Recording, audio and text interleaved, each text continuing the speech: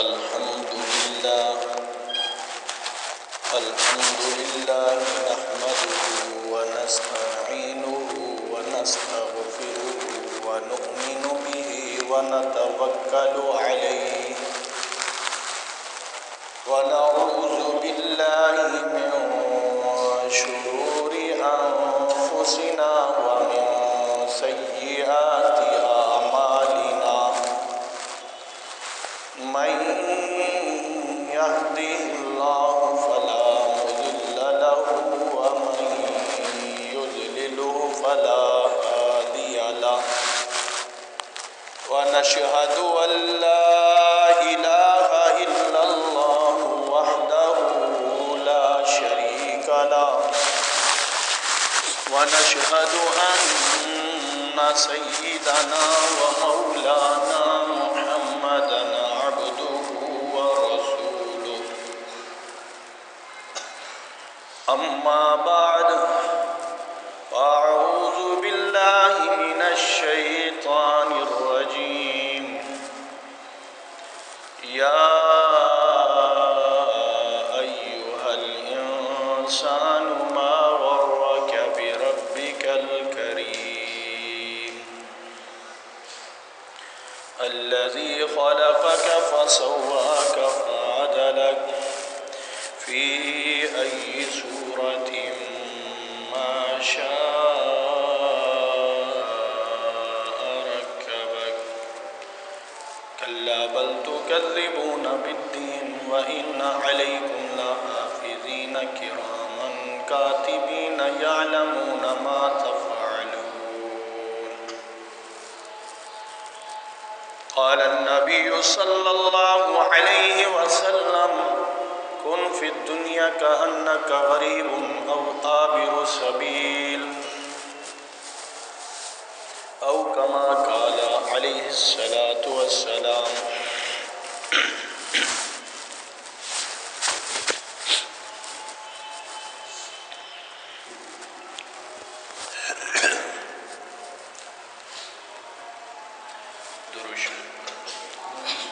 اللهم صل على محمد وعلى آل محمد كما صليت على إبراهيم وعلى آل إبراهيم إنك حميد مجيد اللهم بارك على محمد وعلى آل محمد كما باركت على إبراهيم وعلى آل إبراهيم إنك حميد مجيد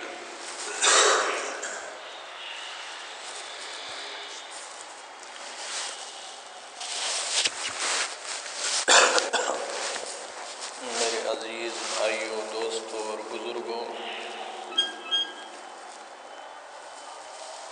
اللہ تعالیٰ کا ہم پر کرم ہے، ہم پر احسان ہے کہ اللہ پاک نے ہمیں اپنے دروازے تک آنے کی توفیق عطا فرمائی ہے۔ دعا فرمائیں اللہ تعالیٰ مجھے آپ کو جو کچھ میں عرض کروں اس پر عمل کی توفیق عطا فرمائے۔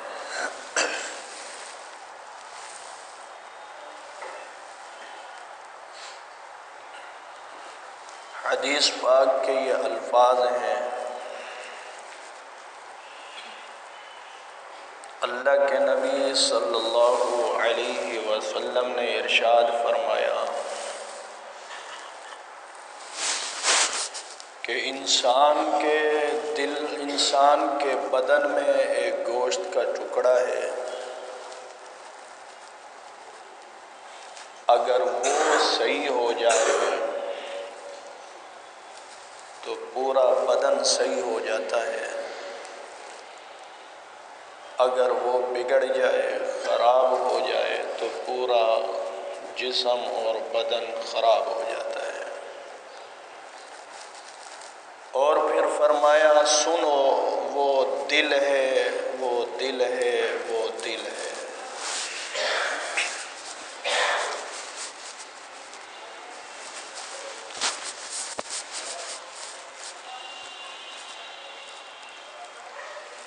دل کی مثال بالکل زمین کی طرح ہے۔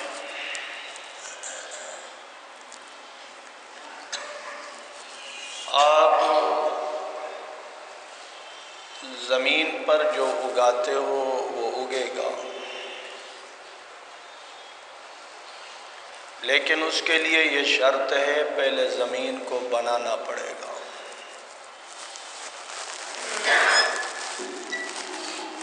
اگر آپ زمین کو بناتے نہیں ہو، ہل نہیں چلاتے، پانی نہیں دیتے اور اس زمین کا خیال نہیں کرتے، اب اگر اس کے اوپر آپ بیج ڈالو گے تو آپ کے بیج کا نقصان ہوگا۔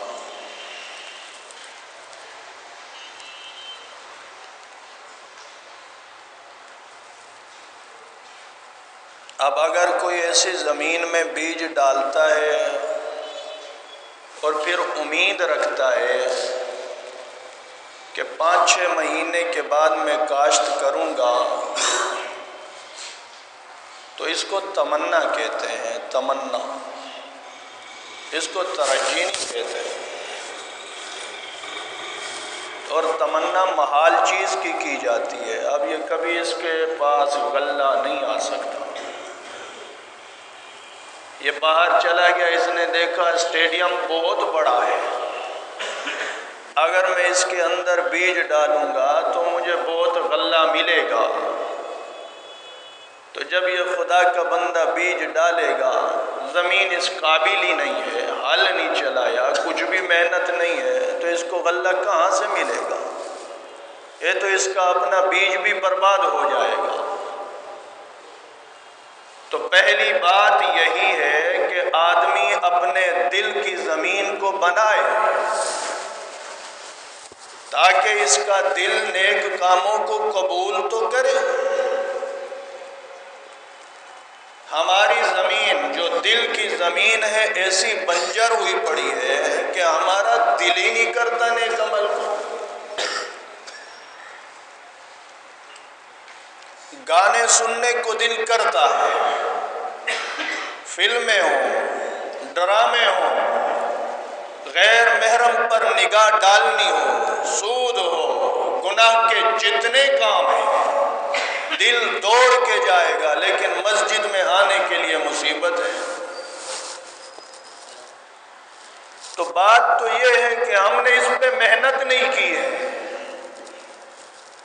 جس پر ہم نے محنت کرنی تھی، جو جسم کا بادشاہ ہے، باقی اعضاء جس کے تابع ہیں، ہماری اس پر ذرا بھی محنت نہیں ہے۔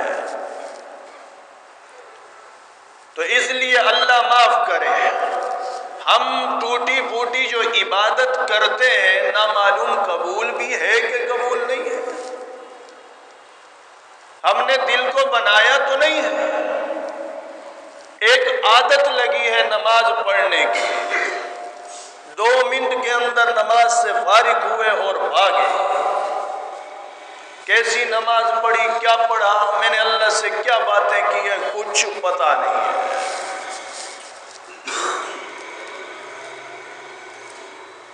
نیک باتوں کو ہمارا دل قبول کرتا ہی نہیں ہے۔ آج آپ خود اندازہ لگائیں، ایک مولوی ہے، اس نے 8 سال 10 سال 12 سال چٹائیوں پر بیٹھ کر کے اللہ کا قرآن پڑھا ہے، اساتذہ سے پڑھا ہے، بخاری شریف پڑھی ہے، ترمذی شریف پڑھی ہے، دیگر حدیث کی کتابیں پڑھی ہیں، علم فقہ کو یہ جانتا ہے، اصول فقہ کو جانتا ہے، صرف نحو کو جانتا ہے، علم کلام و بیان سب کو جانتا ہے۔ اب اگر یہ کوئی بات کہہ دیتا ہے، کوئی ایسی عقیدے کی بات کر دیتا ہے کہ سامنے والے کا وہ عقیدہ نہیں ہے تو اس کو بری لگتی ہے، حالانکہ جو سامنے بیٹھا ہے اس نے کبھی مدرسے کا منہ بھی نہیں دیکھا ہے۔ اب جو علم مولوی رکھتا ہے سامنے والے کو تو پتہ نہیں ہے،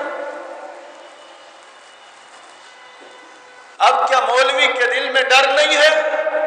اللہ کہتا ہے نہیں، ایسا نہیں ہے، انما یخشی اللہ من عبادہ العلماء، علماء کے دل میں سب سے زیادہ ڈر اور خوف ہوتا ہے۔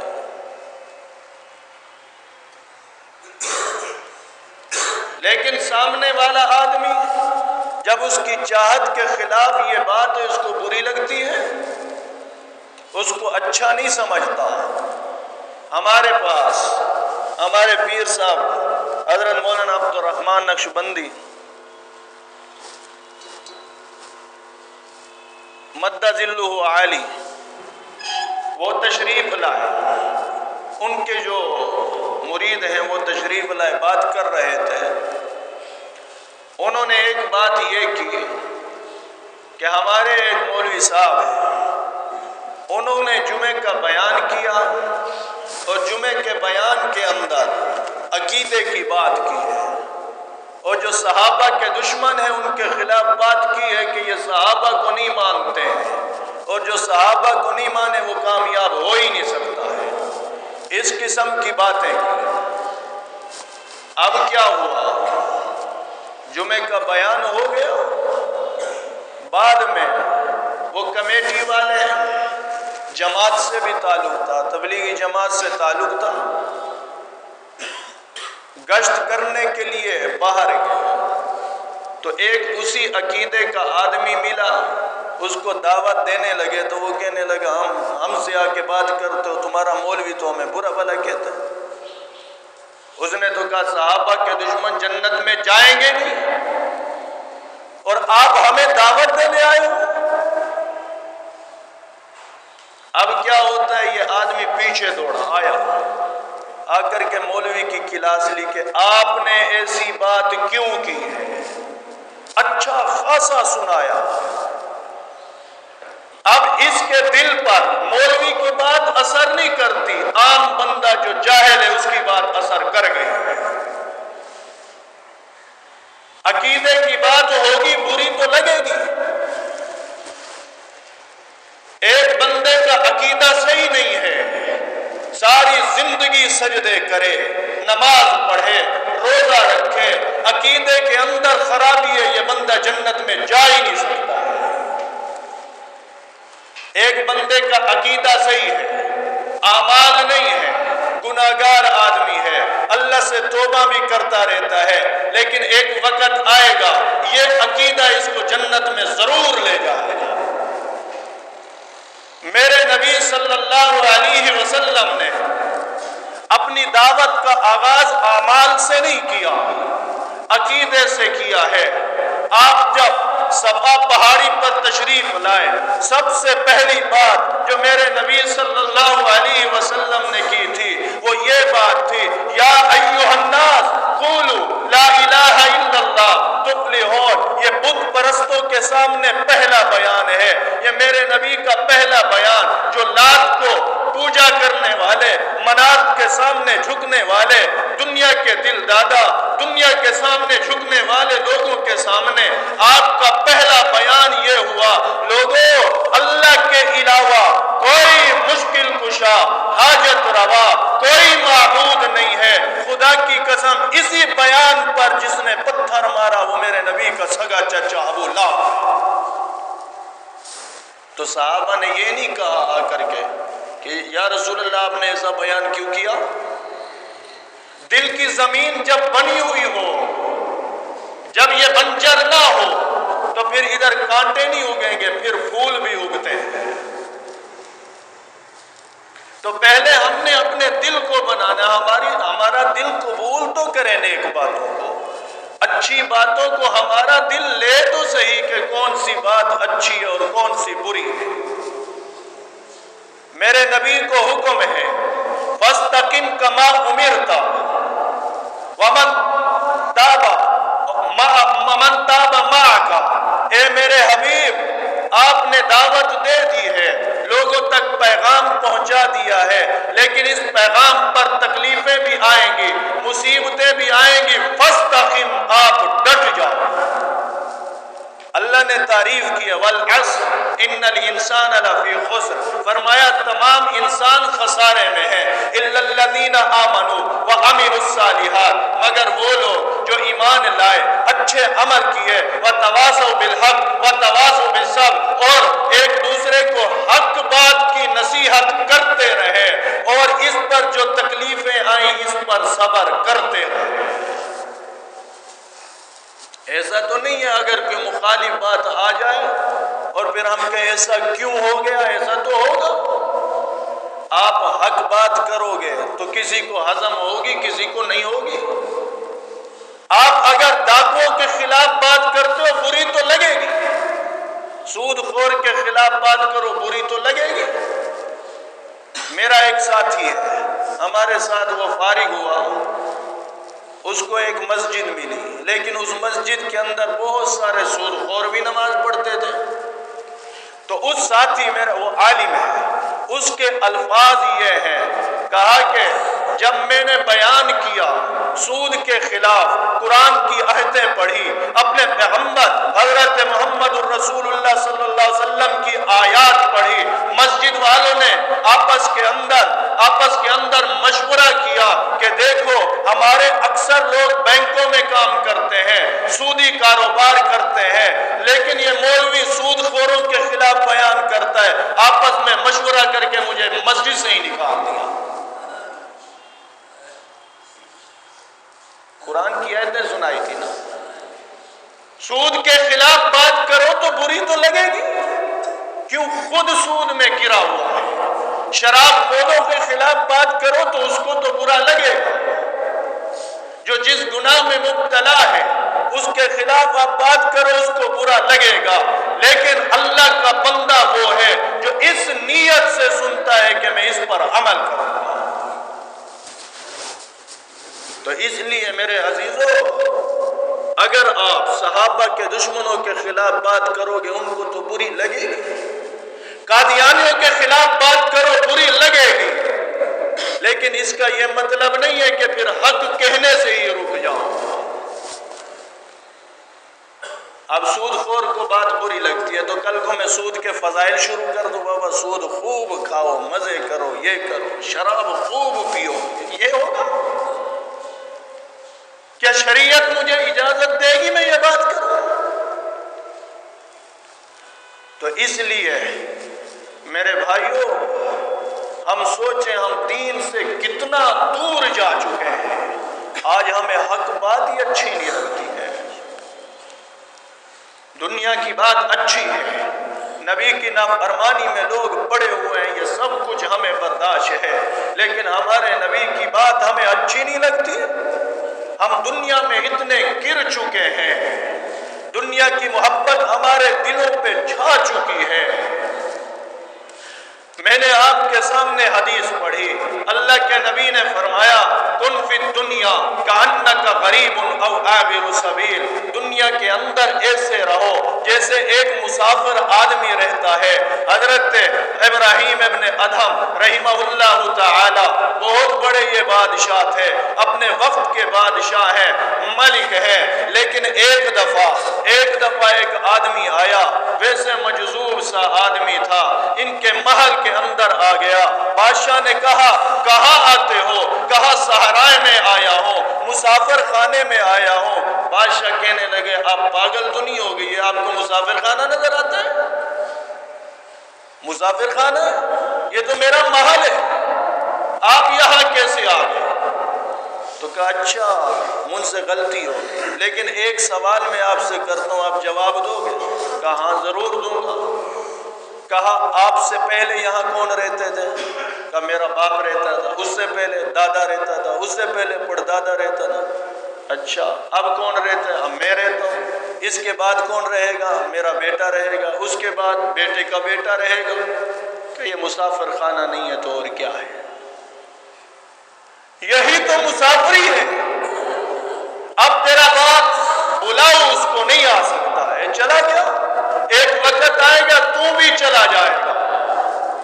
تو دنیا میں رہنا ہے، کن فی الدنیا، میرے نبی نے ایک حدیث میں فرمایا دنیا اللہ کی مثال ایسے ہے جیسے ایک آدمی آ رہا ہے، اس کو سائے کی تلاش ہے، تھکا ہوا ہے، درخت کے سائے کے نیچے بیٹھا، پھر سفر کا آغاز کیا، کہا یہ اس کا بیٹھنا یہ دنیا ہے۔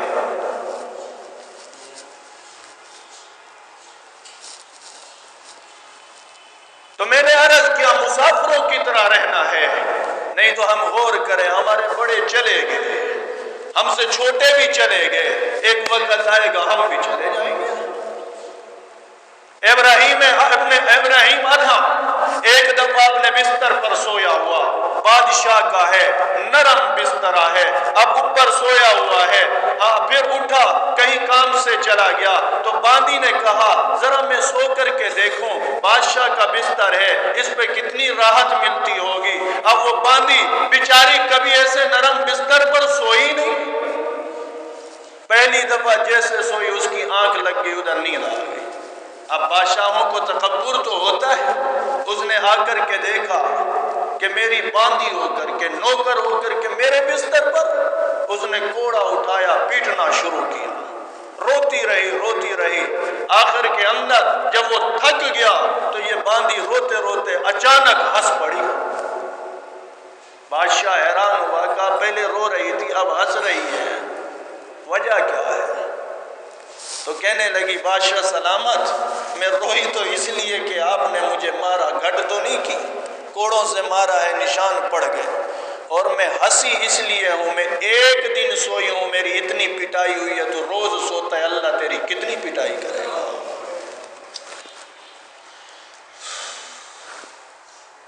یہ تو میرا ایک دن ہے، تیرے ساتھ کیا ہوگا، اس لیے مجھے ہنسی آ گئی ہے۔ میں تیری نوکر، تو اللہ کا نوکر، تیرے ساتھ اللہ کیا کرے گا۔ ایک دفعہ یہی ابراہیم ابن ادم تھے، بیٹھے ہوئے تھے، تو غالباً اللہ کے کوئی فرشتے تھے، ہدایت جب مطلوب ہوتی ہے اللہ راستے کھول دیتے ہیں، جن کو اللہ ہدایت دینا چاہتے ہیں تو راستے کھل جاتے ہیں۔ اب چند فرشتے آئے، محل کے اوپر آ کر کے چلنے لگے تو آواز نیچے آنے لگی۔ رات کا وقت ہے، ابراہیم ابن ادم نے کہا اتنے چوکیدار ہیں، سب کچھ ہے، یہ اوپر کون چڑھ گیا؟ تو وہاں سے آیا، آ کر کے دیکھا نوجوان گھوم رہا ہے، کہا آپ محل کی چھت پر کیسے آئے؟ کہا میرا اونٹ گم ہو گیا ہے، اس کو تلاش کرنے آیا۔ اونٹ گم ہو گیا، اس کو تلاش، کہا خدا کا بندہ اونٹ جنگل میں ملے گا، میرے محل کی چھت پہ کیسے چڑھے گا؟ کہا بادشاہ اگر اونٹ جنگل میں ملتا ہے تو اللہ بھی محلوں کے اندر نہیں ملتا ہے۔ تو کیا کہتا ہے میں بادشاہت میں رہ کر کے اللہ کو پالوں گا؟ ایسا ہو ہی نہیں سکتا ہے۔ تو بعد میں اللہ پاک نے ان کو ہدایت دی، بہت بڑے اللہ کے ولی بنے ہیں، ہزاروں لاکھوں پھر ان کے شاگرد تصوف میں بنے ہیں۔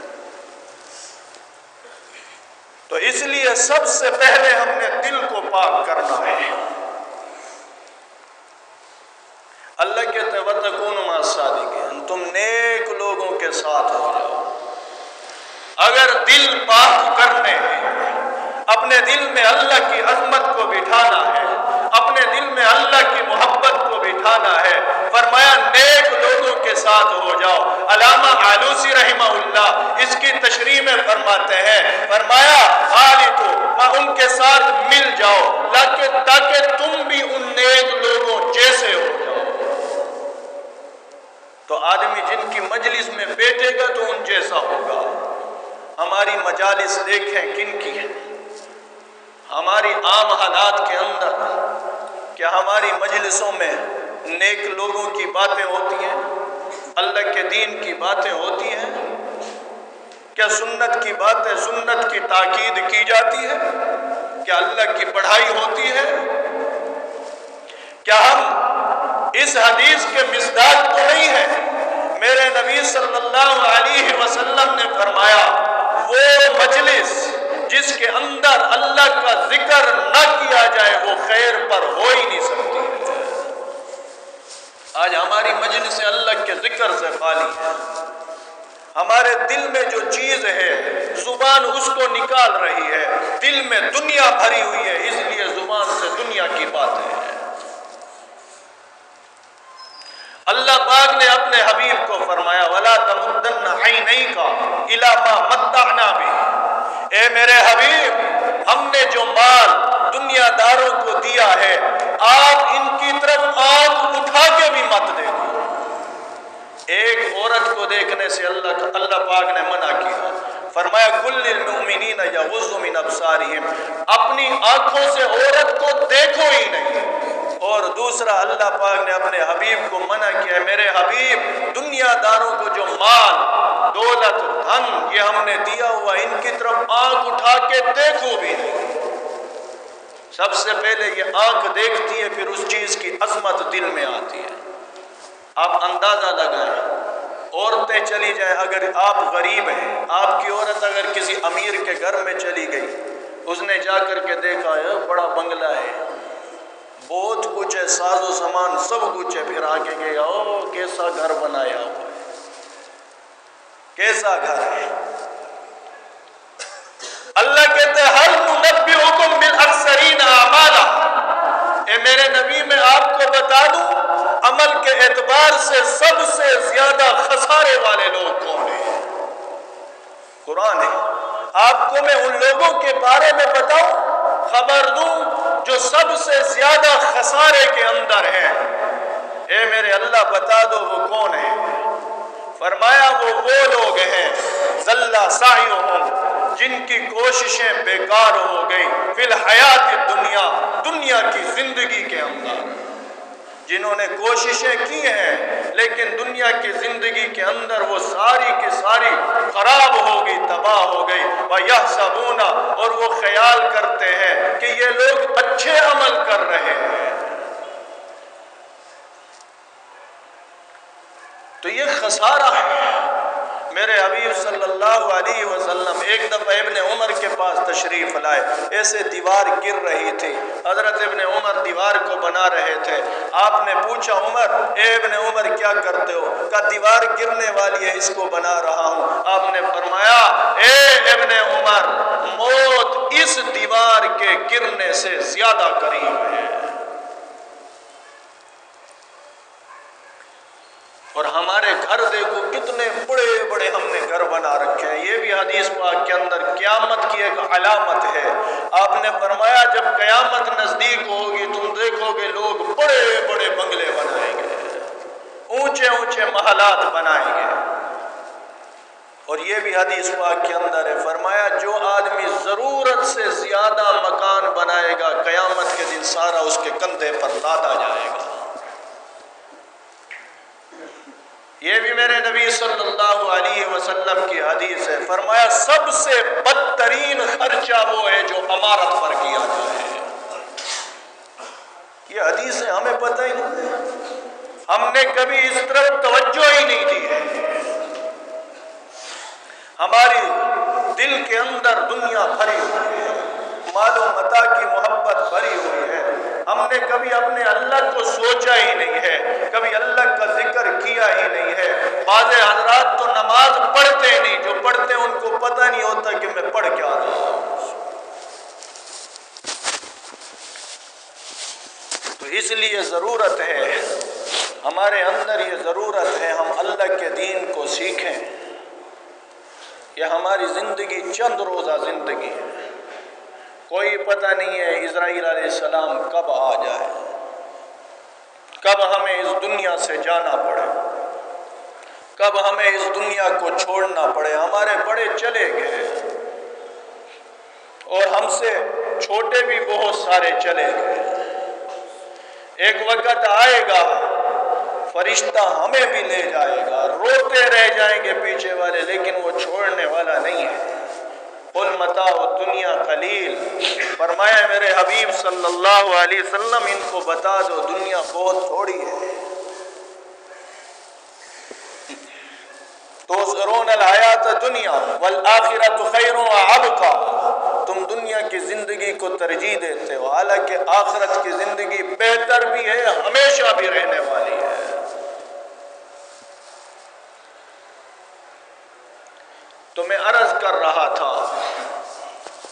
اب ایک آدمی یہ کہتا ہے کہ مجھے اللہ سے محبت ہے، اللہ کی مجھے امید ہے، میں اللہ سے ملاقات کرنا چاہتا ہوں، تو اب یہ ملاقات کیسے کرے گا؟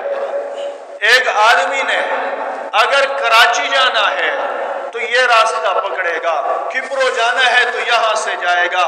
اگر جانا اس میں کھپرو ہے اور راستہ یہ پکڑتا ہے، ٹھیک ہے کبھی نہ کبھی پہنچ جائے گا، لیکن مشقت تو بڑی ہے، یہاں سے جائے گا تو جلدی پہنچ جائے گا، اگر اس راستے سے جائے ہو سکتا ہے نہ بھی پہنچے، ہو سکتا ہے کبھی پہنچ بھی جائے۔ تو ہمارے نبی صلی اللہ علیہ وسلم نے جو ہمیں راستہ بتایا ہے، فرمایا یہ بالکل سیدھا راستہ ہے، جنت کی طرف جانے والا ہے۔ فرمایا ایک دفعہ آپ علیہ السلام نے ویسے لکیر کھینچی، فرمایا یہ سیدھا راستہ جنت کی طرف جاتا ہے، اور دائیں بائیں راستے کھینچے، فرمایا یہ سارے گمراہی کے راستے ہیں، جہنم کی طرف جا رہے ہیں۔ اب ایک آدمی یہ چاہتا ہے کہ میں نے اللہ سے ملاقات کرنی ہے، تو اس کا طریقہ کیا ہے؟ تو اللہ تبارک و تعالیٰ نے قرآن میں فرمایا من کان یرجو لقاء اللہ، وہ آدمی جو امید رکھتا ہے اللہ کی ملاقات کی، فلیعمل عملا صالحا، اس کو چاہیے کہ اچھے عمل کرے۔ اب کہتے ہیں میں نے اللہ سے ملنا ہے، ملاقات کرنی ہے، اجر لینا ہے، عمل خراب ہے تو ملاقات کیسے کرے گا؟ ان کنتم تحبون اللہ، اگر تم اللہ سے محبت کرنا چاہتے ہو، ان کنتم تحبون اللہ فاتبعونی، فرمایا میری اتباع کرو، پھر اللہ تم سے محبت کرے گا۔ تو طریقہ بتایا، ایک آدمی سیدھے راستے پر چلنا چاہتا ہے، نیک عمل تو کرے۔ میں نے عرض کیا نیک عمل تب ہوں گے جب دل بنا ہوا ہوگا، اور دل تب بنے گا جب اللہ والوں کی صحبت میں بیٹھیں گے۔ آج کل الحمدللہ ہر مسجد کے اندر تقریباً تعلیم بھی ہوتی ہے، لیکن ہم دیکھتے ہیں کہ کتنے لوگ تعلیم میں بیٹھتے ہیں۔ کاروبار کے لیے 5 منٹ بھی ہم تعلیم کو نہیں دے سکتے، فضائل اعمال کی تعلیم ہوتی ہے، اور ہمارے یہاں پر الحمدللہ درس قرآن ہوتا ہے، عشاء کے بعد یہاں ہر روز درس قرآن ہوتا ہے، اب تقریباً تیسری چوتھی دفعہ ختم ہوگا، سورۃ یوسف چل رہی ہے۔ کتنے لوگ ہیں جن کے دل میں تڑپ ہو کہ ہم بھی آ کر کے درس قرآن سنیں، کوئی 2-4 بیٹھ جاتے، ورنہ ہمارے اپنے طلباء ہوتے ہیں۔ مختار کار والی مسجد میں صبح درس ہوتا ہے، ظہر کے بعد وہاں درس ہوتا ہے، وہاں بھی ہمارا ایک طالب علم ہے وہ درس کرتا ہے، اور یہ مسجد نبوی ہے، یہاں پر بھی ایک ہمارا طالب علم ہے، رابعہ کا طالب علم، وہ یہاں پر درس کرتا ہے، لیکن کتنے بندے بیٹھتے ہیں؟ حالانکہ جب ہم اس درس کی محفلوں میں قرآن کی مجلس میں بیٹھیں گے، کیا ہمارے دل نہیں بدلی ہوگی؟ انشاءاللہ اللہ کی عظمت ہمارے دلوں میں بیٹھے گی، پھر وقت آئے گا ہمیں نیک عمل کرنے کے اندر مزہ آئے گا۔ تو اس لیے ہم کوشش کریں کہ نیک لوگوں کی مجلس میں بھی بیٹھیں، درس قرآن میں بیٹھیں۔ تبلیغی جماعت والے جہاں پر تعلیم کر رہے ہیں 2-4 منٹ کے لیے ان کے پاس بیٹھ جائیں، وہ بھی بیچارے خرچہ کر کے کوئی کہاں سے آتا ہے، ہم سے کھانے پینے تو نہیں آتے، ہماری اصلاح کے لیے آ رہے ہیں۔